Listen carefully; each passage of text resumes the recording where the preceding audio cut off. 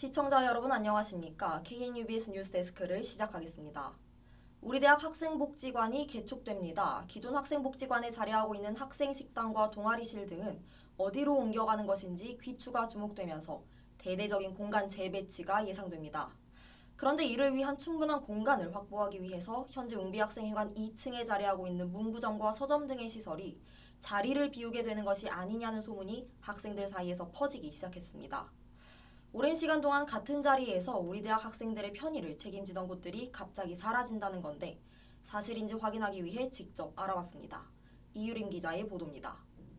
최근 에브리타임 자유 게시판에 웅비 학생회관 2층 상가들이 자리를 비운다는 글이 올라왔습니다.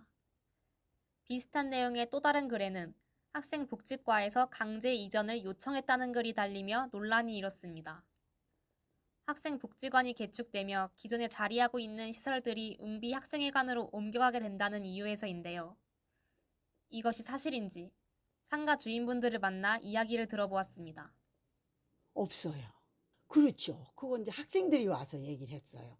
나는 학교 측에서는 들은 바가 없는데 학생들이 와서 문구점이 없어진다는데 이렇게 얘기를 하더라고요. 나는 이제 26년까지는 학교하고 이렇게 계약이 된 상태거든. 그러니까 재무과에서 26년까지는 내가 할 수 있다고 그렇게 말씀을 하셔서 나는 그냥 나는 26년까지는 내가 하는구나.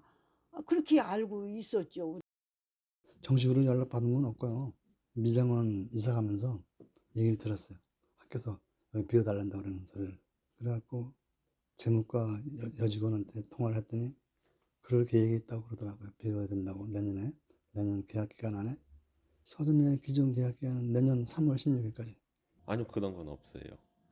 조금은 듣긴 했는데 뭐 정확하게 뭐 들은 건 하나도 없어가지고 네, 그건 정확하게 잘 모르겠어요. 저희는 이제 26년까지예요.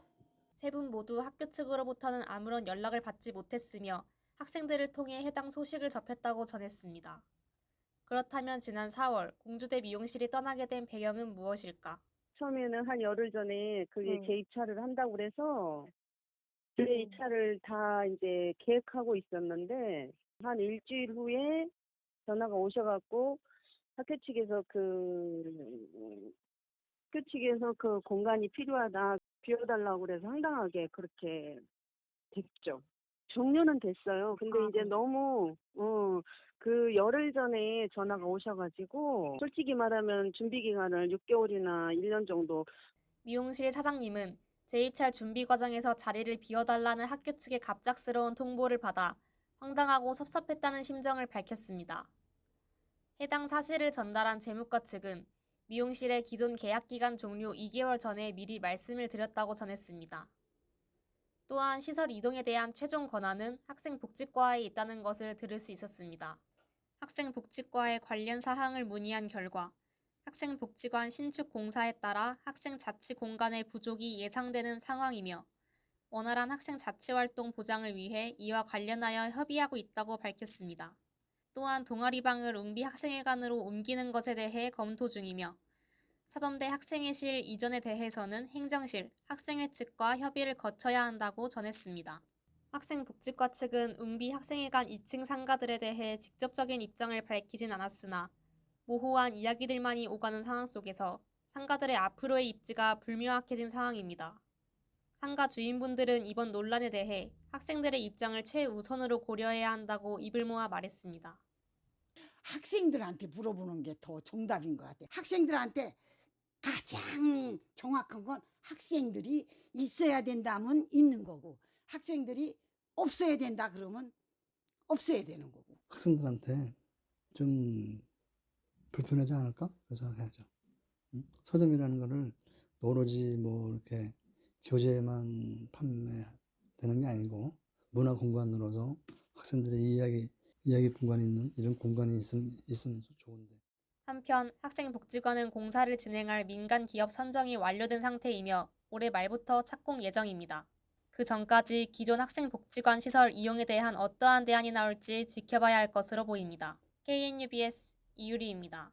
다음 소식입니다. 최근 우리 대학 에브리타임에 제2도서관 이용 관련 불편 사항과 도서관 자치위원회의 운영에 대한 불만 사항을 제기하는 게시글이 다발적으로 업로드됐습니다.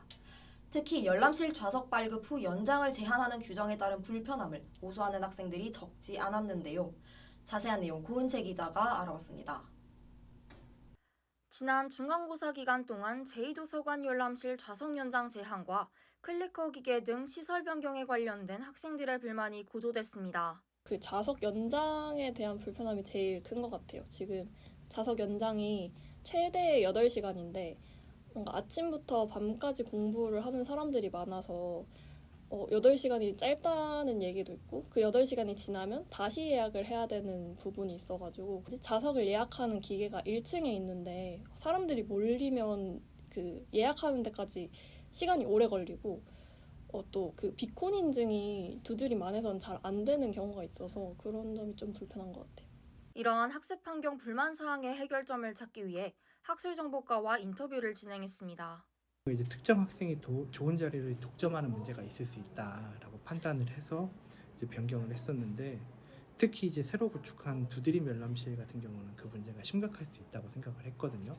여론이 이제 2회 제한이 불편하다는 쪽으로 모아져 있다면 이 열람실에서 4열람실의 경우는 연장 횟수 변경을 검토할 수 있을 것 같습니다.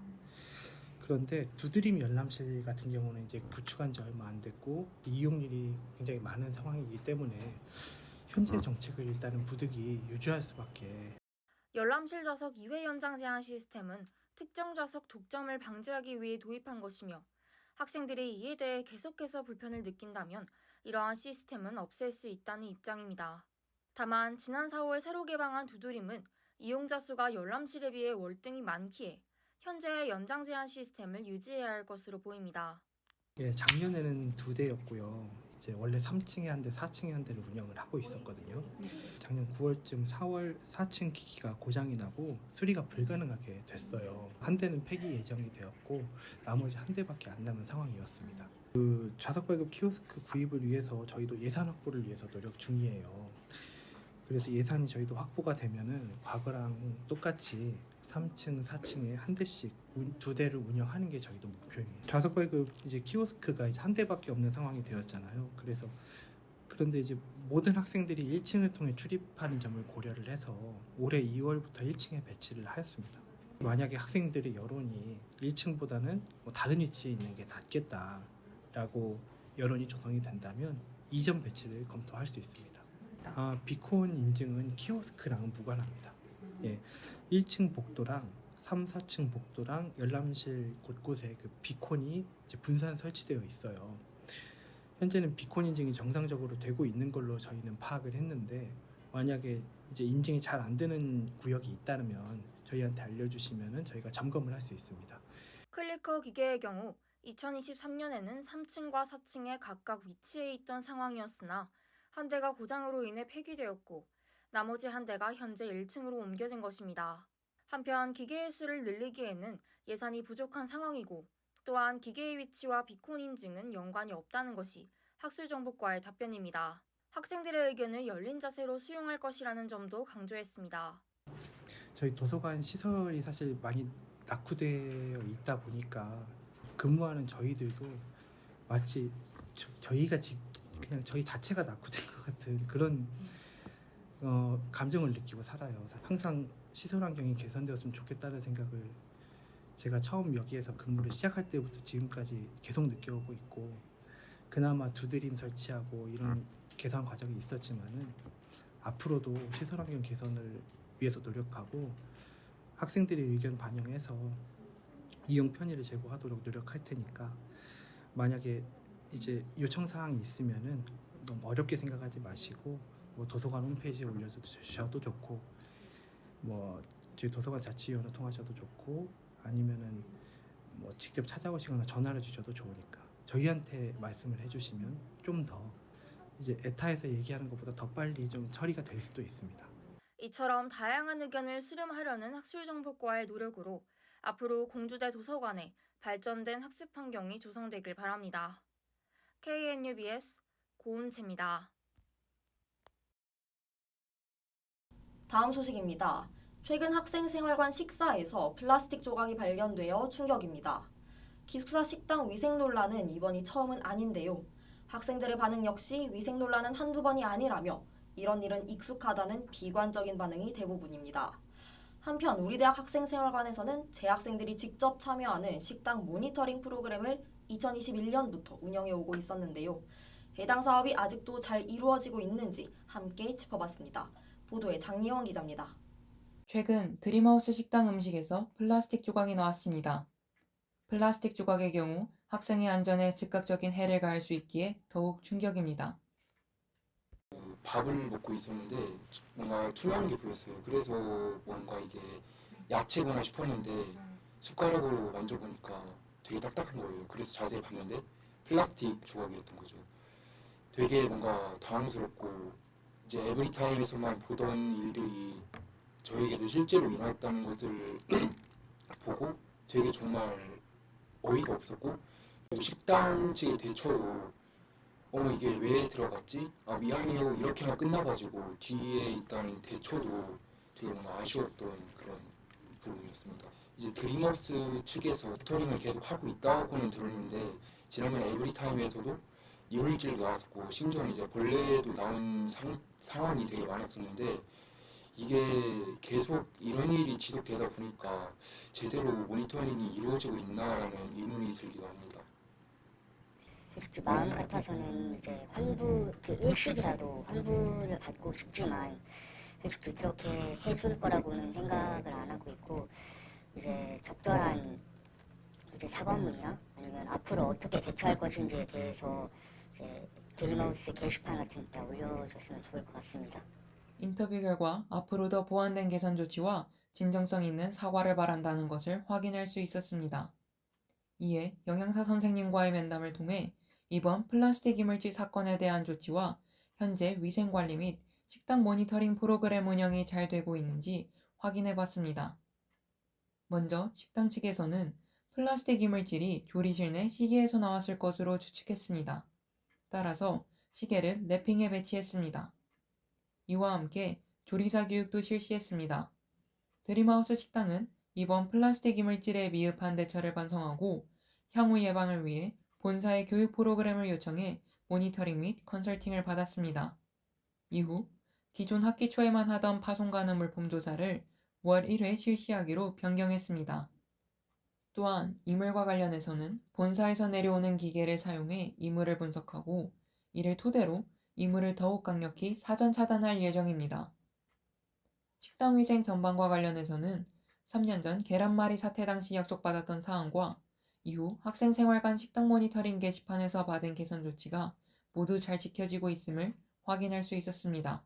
한편 식당 모니터링은 올해는 학교 차원에서 따로 모니터링단 모집을 받지는 않았으나 드림하우스 식당 차원에서 꾸준히 시행 중입니다. 이와 같이 건강문진표 작성과 가운 및 위생모 착용만 마치면 누구나 자유롭게 식당 모니터링을 할 수 있습니다. 더 이상의 사고 없이 학생들의 안전한 먹거리를 위해 더욱 힘쓰는 드림하우스 식당이 되기를 바랍니다. KNUBS 장예원입니다. 다음 소식입니다. 국립공주대학교 사범대학 부설 특수학교가 오는 9월 1일 개교를 앞두고 신입생을 모집했습니다.